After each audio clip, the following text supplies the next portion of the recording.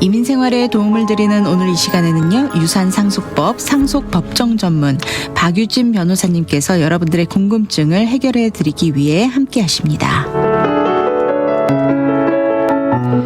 오늘은 많은 분들이 궁금해하실 배우자 한 명만 미국에 살고 나머지 배우자는 한국 혹은 다른 나라에 거주할 때 상속법에 대해 이야기 나눠보겠습니다.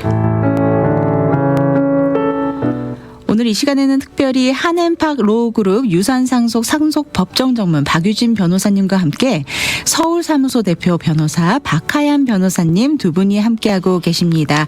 인사 나눠볼게요. 안녕하세요. 안녕하세요. 반갑습니다.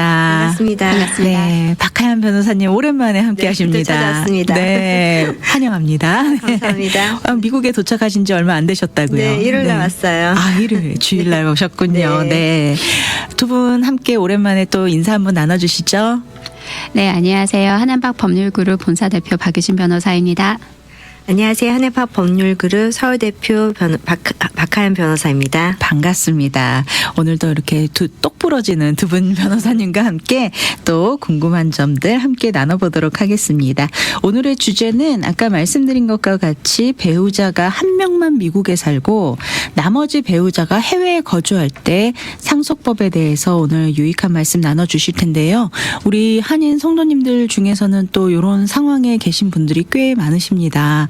그래서 이제 오늘은 미국에 거주하는 배우자와 해외에 거주하는 배우자의 차이, 변호사님들 미국 시민권자나 영주권자인 배우자와 또 다른 나라에서 거주하고 좀 상황상 거주하고 있는 배우자 간의 상속법 어떤 차이가 있는지 좀 간단히 개요를 좀 설명해 주시면 좋겠습니다.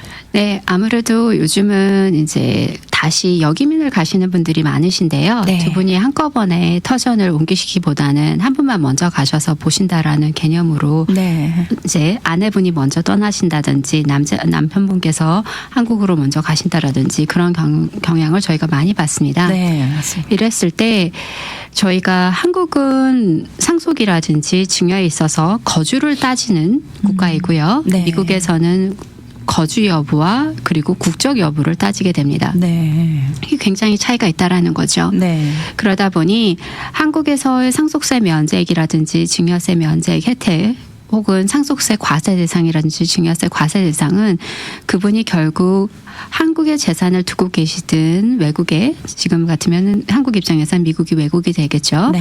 외국을 갖고 있든 상관없이 돌아가신 분이 돌아가셨을 때 거주가 어느 국가였느냐 네. 한다고 하면은 한국이었다 가게 되면은 한국의 상속법을 적용한다라는 주의인 거고요. 네. 미국 입장에서는 국적도 보기 때문에 이분께서 돌아가셨을 때 미국 시민권자였는지 아니면은 미국 영주권자였는지 그리고 플러스 이분이 거주하셨는지 아니면 비거주를 하고 계신지에 대한 걸 따르게 되는데 네. 대부분 거주 여부는 영주권에 대한 것을 굉장히 많이 따지게 됩니다. 네. 예를 들어서 영주권을 따셨지만은 한국으로 들어가신 분은 미국 입장에서는 비거주 영주권자가 되기 때문에 네. 이분이 안타깝게도 받으실 수 있는 상속세라든지 증여세 면제 혜택을 충분히 다 누리시지 못하는 상황이 생길 수도 있다라는 거죠. 네. 그렇다면 이 미국 국적을 가지고 있지 않는다고 하면 미국 상속법에서는 적용이 안 되는 건가요? 미국 국적을 갖고 있지 않은 경우를 좀 생각해 보면 네. 사실 이제 영주권자 분들이 이슈가 될 수 있어요. 네. 아예 비거주 외국인 저희가 NRA라고 하는 분들이야 뭐 국적이 없으신 분들이니까 영주권도 시민권도 없는 분들. 근데 영주권을 갖고 있으면서도 한국 거주자로서 계속 거주하셨던 분들이라면 네. 미국 입장에서는 퍼머넌트 레지던트로 취급할 수 있는 근거들이 이제 많이 부족하게 되겠죠. 네. 그러면 미국 입장에서는 미국 거주자로 취급할 수 없는 비거주 영주권자가 되는 거고 네. 비거주 영주권자는 마치 비거주 외국인, 아예 영주권 시민권이 없는 사람처럼 취급돼서 미국에서 주는 그 상속세, 증여세 면제 혜택을 얻을 수가 없는 상황이 돼요. 아, 그렇군요. 네. 네. 그리고 아까 또 말씀드렸던 게 시민권자의 경우에는 이미 시민권을 받았기 때문에 미국 국적자죠. 동시에 한국에 계속 거주하고 있으면 가면 한국 거주자잖아요. 네. 그러다 보니 사실상 미국 시민권자분들이 역이민하셔서 한국에 거주하시면 한국 거주자이자 미국 시민권자가 돼버리기 때문에 네. 한국 정부에서도 이분이 가지고 있는 전 세계 재산에 대해서 상속세 증여세를 물으려 할 거고 네. 미국 입장에서도 미국 시민권자니까 미국 외에 전 세계에 갖고 있는 재산에 대해서 상속세 증여세를 또 부과할 거예요. 네. 그래서 그런 분들은 한국과 미국 양국의 상속세 증여세 부과 대상이 되시는 거죠. 아, 그렇군요. 네. 아, 그렇다면은 사실 뭐 확실하게 미국 시민권자 아니면은 그냥 외국인 이러면은 우리가 확실하게 뭐 거기에 대한 절차를 따르면 되는데 이 영주권을 갖고 계신 분들이 상당히 좀 고민이 많으시겠네요. 맞습니다. 네. 조심하셔야겠 하고요. 네, 그렇군요. 네. 어떤 점을 조심을 해야 될지 오늘 좀 요목조목 하나하나씩 잘 설명을 부탁드리겠습니다. 미국에 거주하는 배우자와 해외에 거주하는 배우자 간의 상속 절차가 좀 전에 이렇게 달라질 수 있다라는 것을 말씀을 해 주셨는데요. 배우자 간의 상속에서 또 중요한 점 중에 하나가 이 재산이 공동재산이냐 아니면 개인 재산이냐 이렇게 구분하는 것에 따라서 또 달라질 수 있다고 들었습니다. 예를 들면 남편의 명의로만 재산이 되어 있고 남편이 트러스트를 만들지 않고 사망한 경우 상속 절차가 뭐 어떻게 달라지느냐 이런 이슈들이 나올 수가 있는데 그렇죠. 좀 하나하나 좀 예를 들어서 설명을 해주시면 좀 청취자분들이 이해하시기에 좀 도움이 되실 것 같습니다. 네. 많은 분들이 생각하시기를 공동재산, 개인재산이라고 한다고 하게 되면은 결혼 전에 무조건 개인재산이 되고 결혼 후에도 한 사람의 명의로만 돼 있다고 하면은 그걸 그분의 개인 재산이라고 생각하시는 경우가 있는데요. 네. 저희가 지금 있는 특히 캘리포니아에서 아니면은 커뮤니티 프로퍼티 스테이트 그러니까 말씀하신 대로 공동 재산 제도에 채택을 하고 있는 주에서는 한 사람의 명의라고 했었을지라도 결혼 후에 축적한 모든 재산은 우선은 공동 재산이라는 것을 전제로 합니다. 네. 이랬을 때 제가 지금 여기에 있고 하얀 변호사님 계신다 하게 되게 되면은 네. 지금 저희 각각의 저희 배우자들이 같이 일을 하고 있는 셈이에요. 네. 그러다 보니 무조건 노동력이라든지 시간, 뭐 이제 노력을 들여주신 모든 재산에 대해서는 그분이 혼자 일을 하신다고 할지라도 공동재산의 요소가 생긴다라는 거죠. 아, 그렇기 그렇군요. 때문에 만약에 예를 들어서 아버님이 모든 재산의 명의를 혼자의 이름으로 갖고 계셨는데 그러면 이랬을 때 이 재산이 이 아버님의 공동재산이었느냐 아니면은 개인 재산이냐에 따라서 상속권이 굉장히 달라질 수가 있습니다. 네. 공동재산인데 트러스를 만들지 않고 돌아가셨다라는 얘기는 뭐냐면은 특별하게 상속인을 지정하지 않으셨다라는 얘기거든요. 네. 그러셨을 경우에는 지정되지 않은 그러니까 상속인이 없었을 때는 저희가 캘리포니아 프로베이 코드에 따라서 상속이 정해지게 되는데 네. 공동재산은 첫 번째로 남아있는 아내, 그러니까 살아있는 배우자가 돌아가신 분의 재산을 다 가져오게 됩니다. 네. 그 원리는 왜 그러냐면요. 아무리 돌아가신 분이 본인의 명의로 100% 갖고 있었다고 할지라도 이미 50%가 아내 거라는 것에 전제를 하고 있다라는 거죠. 아, 미국 법이 그런 건 거죠. 그렇죠. 캘리포니아 법. 캘리포니아 주 법이. 공동재산 제도를 택하고 있는 주, 아, 즉 커뮤니티 그렇군요. 프로퍼티 스테이트에 해당이 됩니다. 네. 그리고 전역에 한 10개 가량의 주들이 그걸 택하고 있거든요. 네. 네네네. 그리고 남아있는 그러면은 50은 남편분의 본인 것이었는데 그거는 상속인을 지정하지 않고 돌아가셨을 때는 저희가 영어로는 intestate succession이라고 그러는데요. intestate succession에서 남편분의 명의로 된 공동재산은 다 아내한테 가게끔 되어 있습니다. 네. 근데 반대로 개인 재산이었을 때는 남편분이 돌아가시고 나서 남편분의 명의로 남아 있었다라는 얘기죠. 이랬을 때는 아내가 2분의 1을 받을 수가 있고 3분의 1을 받을 수가 있는데요. 2분의 1을 받았을 때는 자녀가 없거나 아니면은 자녀가 한 명이 있을 경우는 2분의 1까지 받을 수가 있고요. 네. 자녀가 둘이 이상이 된다고 하게 되면은 배우자가 3분의 1을 받고 나머지 3분의 2를 배우자하고 돌아가신 분의 자녀들이 3분의 1을 받게 됩니다. 네. 그 자녀가 아무리 많더라도 배우자의 몫은 3분의 1은 확보가 되어 있는 거고요. 남은 3분의 1을 자녀들이 나눠서 동등하게 이퀄리 갖게 됩니다. 네, 그렇군요. 예를 들어서 공동재산이다 한다고 하게 되면은 배우자가 다 받게끔 만들어 주게 되는 조금은 이제 더 간소한 절차가 있습니다. 그걸 저희가 Spousal Property Petition이라고 해서 줄여선 SPP 과정을 거친다고 하고요. 반대로 개인 재산이거나 아니면은 개인 재산하고 공동 재산이 애매하게 같이 섞여져 있었을 경우에는 네. 저희가 프로베이트 절차를 거쳐서 조금 더 긴 절차를 거쳐서 법원을 통해서 받아오게 됩니다. 재산을. 그러면 그 프로베이트 절차는 어떤 식으로 진행이 되는지 또 이런 것에 대해서 우리가 미리 어떤 준비를 할 수가 있는지에 대해서도 좀 조언의 말씀 부탁드립니다. 지금 잠깐 이제 유진 변호사님께서 말씀하셨을 때 개인 재산과 공동 재산이 섞여 있는 애매하게 섞여 있는 상황들이 생긴댔잖아요. 네네. 그게 이제 첫 시작이 사실상 되실 수 있어요. 예를 들어서 제가 아까 말씀하셨던 것처럼 제 노동력이 있지만 항상 저희 배우자가 반을 갖고 있는 거, 그리고 제가 부동산을 제 이름으로 샀지만 항상 배우자가 같이 반을 갖고 있는 거, 그게 이제 부부 공동 재산제를 채택하고 있는 주의 특성이라 했잖아요. 네. 그러면 제가 부부 결혼 중에 부모님한테 유산으로 받은 재산은 어떻게 되느냐?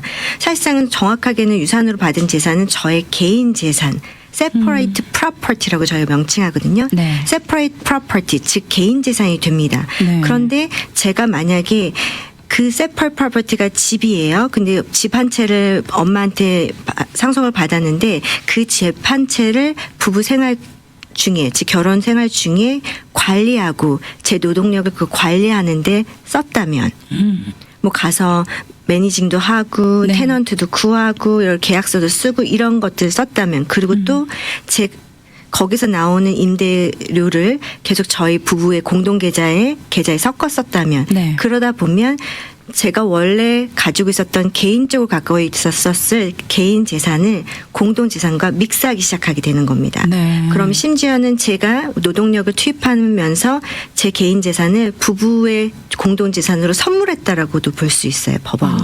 그렇기 때문에 많은 사실상 부모님들이 오셔서 걱정하시는 부분 중에도 하나예요. 그러니까 네. 아들이나 딸한테 이거를 증여나 아니 상속을 했을 때 혹시 이게 며느리가 가져가느냐, 배우자 가져가느냐. 그래서 그게 정말 싫으시다면 네. 꼭 혼전 계약서를 쓰시게 하고, 그리고 동시에 아드님이 그 관리에 부부의 공동력, 본인의 노동력 자체가 부부의 공동 재산이기 때문에 철저하게 별도로 관리, 자신만 뭐 제3자한테 맡긴다든지요. 네. 매니지먼트 컴퍼니한테 아예 맡겨버려서 위임하고 거기에 섞이지 않게 계좌도 믹스되지 않게 따로 쓰게끔 그렇게 말씀을 드리곤 하죠. 그래야 본질적으로 공동재산과 개인재산이 섞이는 일이 없으니까요. 그렇군요. 네. 그래서 그러다 보니 프로베이트 프로세스를 저희가 진행하는 데 있어서 솔직히 결혼을 하시면서 혼전계약서를 작성하셨다 하게 되게 되면은 네. 어디까지가 개인 재산이고 어디서부터 공동 재산인지에 대해서 선이 분명하게 그어지겠죠. 네. 근데 대부분은 그렇게 그어지지 않는 상황이 굉장히 많이 발생합니다. 그렇죠. 그러다 보니 자료를 많이 준비하셔야겠죠. 이 고인께서 결혼 전에 이만큼이 있었다. 아무래도 고인의 개인 재산이라고 주장하는 쪽은 개인 재산이었다라는 걸 증빙하는 자료가 많아야겠고, 네. 반대로 고인에서 남기신 재산이 공동 재산이었다라는 쪽 아무래도 배우자가 되겠죠. 그럼 거기에 맞춰서 저희가 진행을 도와드리게 되는데요. 네. 프로베이트 프로세스는 아무래도 이제 저희가 상속 집행자를 정해서 그 상속 집행자가 상속자에게 재산을 잘 전달해주는 과정이고요. 네. 아까 말씀드렸던 간소하다는 Spousal Property Petition, 저희가 한국말로는 배우자 청원이라고 얘기를 합니다. 네. 배우자 청원을 하게 됐었을 때는 rightful owner, 그러니까 가장 이 재산을 받아가야 될 상속자가 저입니다. 그러니까 네. 배우자입니다. 그렇기 때문에 그 프로베이트 절차를 거치지 않고 rightful owner인 저에게 주세요라고 하기 때문에 상속 집행자가 따로 정해지지가 않습니다. 네. 그래서 이게 그러다 보니 Spousal Property Petition을 하시는 분, 그러니까 배우자 청원을 하시는 분은 어떤 재산에 대해서 본인이 제가 정당한 주인, 제가 정당한 상속자라는지 보여주는 절차가 굉장히 필요한 거죠. 네. 그러니까 계좌라고 한다고 하게 되면은 돌아가신 분께서 이런 계좌를 남기셨고 이 계좌의 스테이먼은 이렇습니다라고 한다든지 얘기를 보여주셔야 되는 게 가장 근본적인 거고요. 네. 반대로 이제 프로베이트를 간다고 하게 되면은 상속 집행자가 정해진 거라서 처음부터 모든 재산이 파악이 당장은 안 된다고 할지라도 상속 집행자가 된 다음에 재산 파악에 들어가는 절차를 조금 더 거치셔도 됩니다. 네. 네, 그런 상황이지만은 아무래도 프로베이트는 이제 관여하시는 사람들이 더 많아지시게 되는 경향이 훨씬 더 많거든요. 네. 그러다 보니 소송으로 이어질 수 있는 여지도 굉장히 많은 편입니다. 아, 그렇군요. 지금까지는 우리가 이제 개인 재산이 공동 재산이냐 개인 재산이냐 이 부분에 대해서 또 혹은 또 이 두 가지가 섞여 있을 경우에 대한 우리가 청원 문제라든가 어떤 절차에 대한 이야기를 나눠봤는데, 그렇다면 이젠 좀 신분에 관련된 이야기를 좀 나눠보겠습니다. 서로 다른 국가에 거주하다, 예를 들어서 뭐 남편은 미국에 있고 아내가 같이 미국에 있다가 아내가 다른 국가에 있다가 아내가 미국으로 오면서 영주권을 받았어요. 그런 경우 뭐 이렇게 신분이 변화가 생긴 거죠. 이럴 경우는 이런 상속 절차나 이런 변화에 대해서 어떻게 준비를 하고 대비를 하면 좋을까요?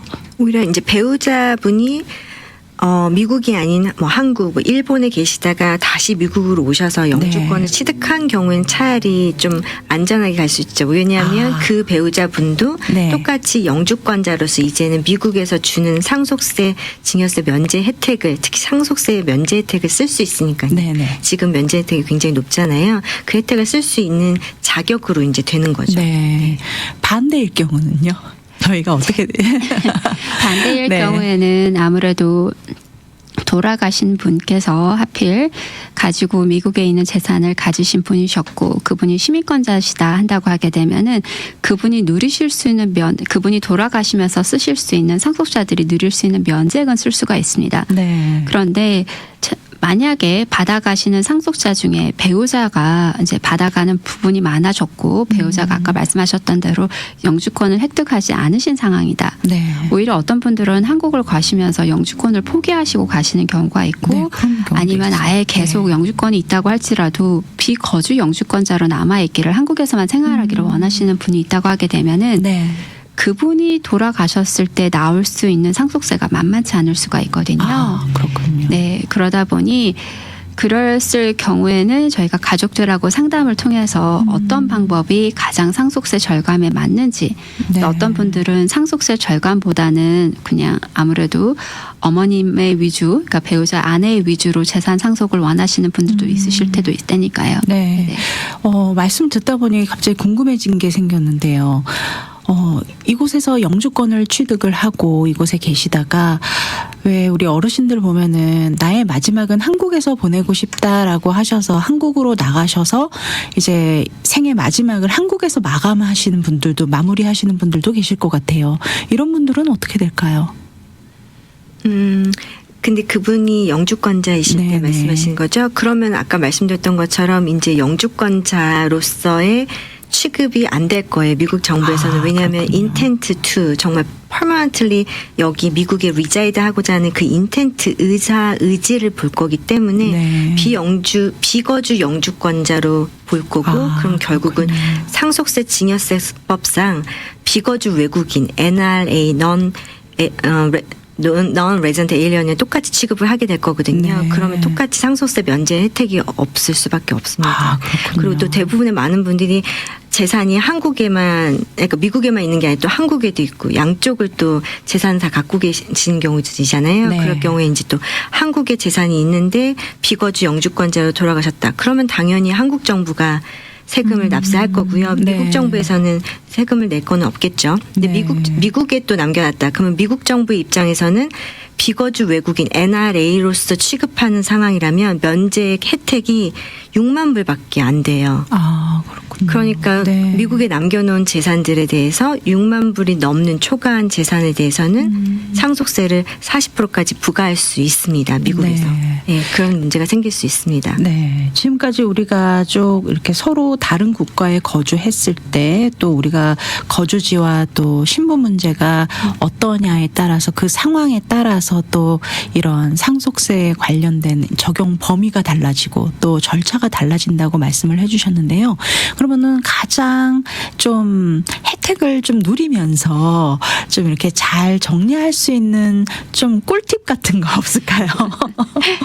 네. 저희가 이제 말씀드릴 수 있는 부분은 네. 아무래도 케이스 바이 케이스이기 때문에 좀 다른다고 할지라도요. 네네. 이제 최근에 이제 말씀을 드린 부분도 차라리 이랬을 경우 만약에 아버지는 미국에서 거주하고 있는 시민권자시고 어머님은 한국에서 계시는데 비거주 영주권자가 되셨거나 아니면 비거주 외국인이시다고 하게 되게 되면은 아버님이 여기서 돌아가셨을 때 어머님이 상속을 되도록이면 받지 않는 것이 나중에는 자녀분들에게는 훨씬 더 유리한 상황이 되겠죠. 네. 왜냐 어머님한테 가셨다가 또다시 한국 정부에다가 상속세를 많이 내야 되는 상황이 생기면 안 되기 때문에 그렇습니다. 네. 그러면 상속세가 아버지 때 한 번 생기고 어머니 때 또 한 번 생기는 상황이 생기기 때문에 네. 이랬을 경우에는 차라리 내더라도 상속세를 아버님 돌아가시고 나서 자녀가 받으면서 한 번 내자고 하는 게 더 맞을 수가 있고요. 네네. 아니라고 한다고 하게 되면은 두 번째 방법은 아까 말씀하셨던 대로 거주를 아예 비거주 영주권자셨지만은 거주를 미국으로 아예 옮겨오시는 방법. 네. 그리고 더 나아가서는 어머니께서 시민권까지 획득하신다고 하게 되게 되면은 네. 배우자 특히 살아남은 배우자가 미시민권자 배우자였을 때는 unlimited 그러니까 제한이 없이 무제한으로 돌아가신 고인의 재산을 상속받으실 수가 있거든요. 네. 살아남으신 분이 미국 시민권자이면 됩니다. 아, 네네. 그렇군요. 네. 그렇다면 좀 이제 우리 부모님들은 아무래도 이 상속 문제에 대해서 자녀들이 또 너무 세금에 어떤 그런 또 불이익을 당하지 않기를 바라시는 분들이 대부분이지 않겠습니까? 네. 그래서 하지만 우리 또 가정마다 다 또 상황이 케이스 바이 네, 케이스로 맞아요. 상황들이 그렇죠. 다 다르기 때문에 정답이 이겁니다라고 딱 말씀드릴 수는 없지만 적어도 우리가 이런 부분들은 미리미리 준비해 놓으시고 이런 부분들은 좀 주의하셔야 합니다라는 좀 조언의 말씀을 부탁드릴게요. 트러스트를 만들어주세요. 역시나 트러스트로. 네, 상속 법원을 가지 않기 위해서 아까 네. SPP 절차하던 아니면 프로베이트를 안 가기 위해서는 일단은 트러스트를 꼭 만들어서 네. 하시는 게 첫 번째 부모가 그나마 자식들을 위해서 너무 힘들지 않게 뒷 정리가 힘들지 않게 해주실 수 있는 방법 중에 최선이지 않을까라는 생각이 듭니다. 네. 지금 트러스트를 말씀을 해주셨으니까 지금 이 시간 통해서 다시 한번 상속 시의 트러스트의 중요성에 대해서 좀 한번 강조해 주시면 좋겠습니다. 네. 그러니까 상속 시의 트러스트의 중요성은 아무래도 가족분들에게 재산이 굉장히 평화롭게 되도록이면 전달될 수 있다라는 게 첫 번째 장점입니다. 네. 아까도 말씀드렸듯이 이제 상속 법원을 거쳐간다라는 것은 spousal proper petition이든 배우자 청원이든 probate이든 굉장히 시간이 많이 걸릴 수가 있고 네. 그리고 잘못하게 되게 되면은 가족들 간의 상속 지분에 대해서 싸움이 날 수도 있거든요. 네. 근데 이미 고인께서 돌아가시기 전에 트러스로 지정한다고 하게 되게 되면은 대부분 고인께서 트러스를 만들었을 때 정신 상태가 온전치 않았거나 네. 아니면 부당한 영향력을 받아서 트러스를 만들어서 한 사람을 위해서 편하게 상속을 만들지 않았다 한다고 하게 되면은 웬만해서는 문제 없이 챌린지 없이 다음 세대 아니면 본인이 정하신 상속자에게 잘 넘겨가게 됩니다. 그래서 저희가 이제 트러스를 만들고 했었을 때는 네. 저희가 고객분들한테 꼭 말씀드리는 거가 있죠.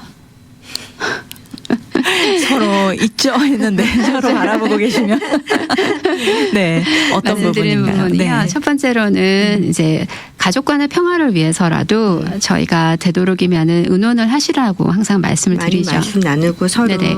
하시는 게 제일 네. 왜냐하면 지금 말씀하셨던 것처럼 한국과 조금 다른 점이기도 해요. 한국은 내가 누군가를 주겠다고 했었어도 남은 자녀가 뭐 두 자녀인데 한 자녀한테만 주겠다고 했었을 때 남은 자녀가 기본적으로 가지고 있는 유류분 제도 권리가 있잖아요. 네. 내가 받을 상속 권한에 해당하는 부분. 근데 미국은 그렇지 않습니다. 본인 재산을 내가 원하는 사람한테 주겠다라 해도 아무도 뭐라 할 수 없어요. 본인 재산을 본인이 원하는 사람에게 분배하는 네. 거니까요. 네. 단 그걸 서류를 통해서 특히나 이렇게 트러스트를 통해서 할 때 이 트러스트 자체에 대한 타당성의 문제만 없으면 돼요. 그러니까 그렇군요. 그 타당성의 문제를 제기하는 가장 많은 두 가지가 incapacity, 뭐 치매나 아니면 그때 온전한 정신이 아니었다. 네네. 또는 undue influence, 뭔가 부당한 영향력. 예를 들어서 새엄마가 너무나도 영향을 줬다. 다른 자녀 한 명이 계속 옆에서 이간질을 했다. 이런 것들에 대한 이슈 때문에 이 트러스트의 타당성 자체를 문제시하는 경우들 때문에 생기는 분쟁이 있거든요. 네. 그래서 그 경우가 아니라면 물론 그래서 저희가 늘 평화롭게 저희가 가정이 돌아가신 후에도 잘 마무리될 수 있길 바라서 네. 저희는 이런 부분들에 대한 거를 늘 유념해서 저희가 트러스트 할 때도 상담을 하나하나 말씀드릴 때 계속 그 이슈가 좀이라도 있으면 늘 말씀드리고 계속 그걸 수정해 갈 수 있게끔 도와드리거든요. 그래서 네. 그게 가장 중요한 부분 같습니다. 그래서 네. 많이 대화하고 하시는 과정일수록 사실상은 좋죠. 네. 네. 저희가 이 시간 통해서 트러스트에 대한 어떤 그런 종류와 또 트러스트의 장점과 또 주의사항 이런 것들을 여러 번 우리 청취자 여러분들께 소개를 해드렸는데 역시나 또 가장 이런 상속 문제에 있어서 또 가장 중요한 부분이 이런 갈등을 방지하는 법. 뭐 이게 다 평화롭게 이게 다 이양이 돼야 하는데 결국은 이것 때문에 가족 간의 관계가 깨지고 또 서로가 얼굴 붉히는 일이 있으면 참 그것만큼 또 안타까운 일이 없잖아요. 네. 그렇죠. 오늘 이렇게 또 우리 두 분의 변호사님들과 함께 배우자 한 명은 미국에 살고 다른 배우자는 한국 혹은 다른 나라에 거주할 때 상속법에 대해서 우리가 여러 가지 이야기를 나눠봤습니다.